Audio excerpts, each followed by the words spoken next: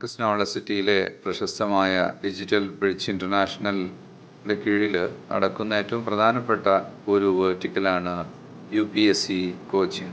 IAS, IPS, IFS പോലുള്ള 30ഓളം വരുന്ന സുപ്രധാന തസ്തികകൾക്ക് വേണ്ടിയും അതിലേറെ ഉള്ള മറ്റ് സ്റ്റേറ്റ് തസ്തികകൾക്കും SSC എക്സാമിനേഷനും എല്ലാം വേണ്ടിയുള്ള കോച്ചിങ്ങാണ് ഈ ഒരു സ്ഥാപനത്തിൽ നൽകിക്കൊണ്ടിരിക്കുന്നത്.